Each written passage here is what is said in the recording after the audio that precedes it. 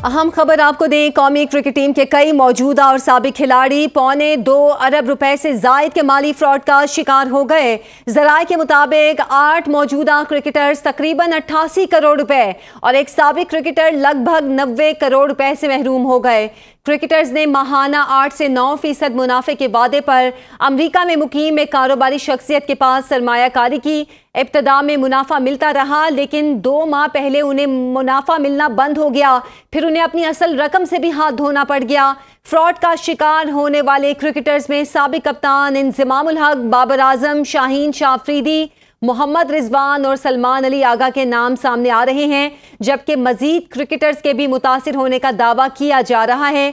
एक मशहूर cricket agent भी इस मुबैना फ्रॉड में रकम से महरूम हुआ है। जराये के मुताबिक क्रिकेटर्स ने ताहाल किसी प्लेटफॉर्म पर बाज़ाब्ता शिकायत दर्ज नहीं कराई और अपने तौर पर मज़कूरा कारोबारी शख्सियत से रब्ता करने की कोशिश कर रहे हैं, जबकि ये भी इतलात हैं कि चेयरमैन PCB मोहसिन नकवी ने कौमी क्रिकेटर से रब्ता करके फ्रॉड के मामले पर मुकम्मल उनकी यकीन दहानी कराई है। इस मामले में कुछ खिलाड़ियों का यह मौक़िफ़ भी सामने आ रहा है कि उनके साथ कोई फ्रॉड नहीं हुआ, सिर्फ 2 माह के चेक बाउंस हुए हैं। दुबई बेस्ड कंपनी ने तहरीरी मुआहिदा करके गारंटी चेक दिए हुए हैं। इससे पहले भी कुछ दिन पहले यह खबर सामने आई थी क्रिकेटर्स के साथ फ्रॉड के मामले की, लेकिन क्रिकेटर्स ने इस खबर की तरदीद की थी और कहा था कि हमारे बिजनेसमैन के साथ राब्ते हैं, रकम जल्द हमें मिल जाएगी। लेकिन अब ये मामला सामने आ रहा है कि इन क्रिकेटर्स के साथ जिनके नाम सामने आए हैं, इनके साथ फ्रॉड हुआ है। मजीद इसकी तफसीलात जानेंगे ब्यूरो चीफ लाहौर अरसलान रफीक भट्टी से।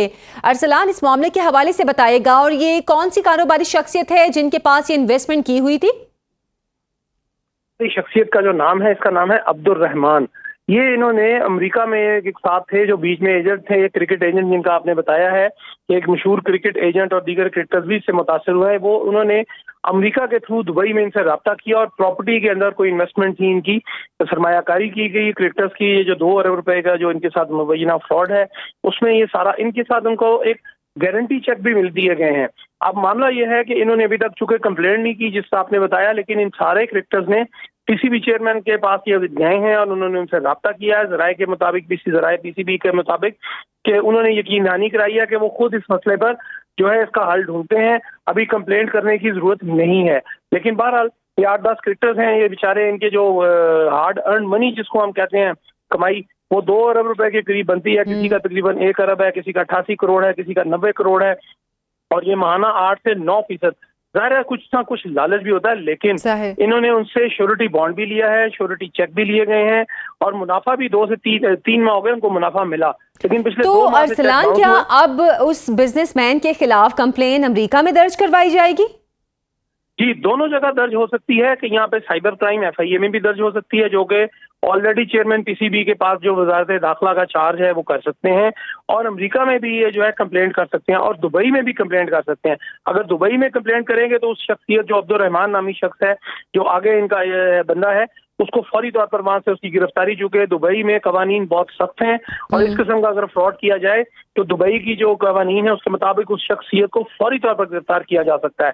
अभी इस हवाले से मोहसिन नकवी के राब्ते आला सतही राब्ता उन्होंने किया है अमेरिका में भी और गुज़िश्ता रोज उनका एक जराये ने यह भी दावा किया है कि कुछ दिन 2 दिन पहले कबल जो है वो अमेरिकी सफीर से जब मुलाकात हुई थी तो उसमें इसका थोड़ा सा जिक्र हुआ था, लेकिन इस बारे में कोई कंफर्म खबर नहीं आई। लेकिन बहरहाल मोहसिन नकवी ने ये यकीन दिलाया है चेयरमैन PCB ने कि तमाम क्रिकेटर्स के पैसे जो असल रकम है और उनका मुनाफा पूरी कोशिश करेंगे कि उनको एक एक पाई जो है उनको वसूल की जाए और क्रिकेटर्स का जो है कोई माली नुकसान ना हो।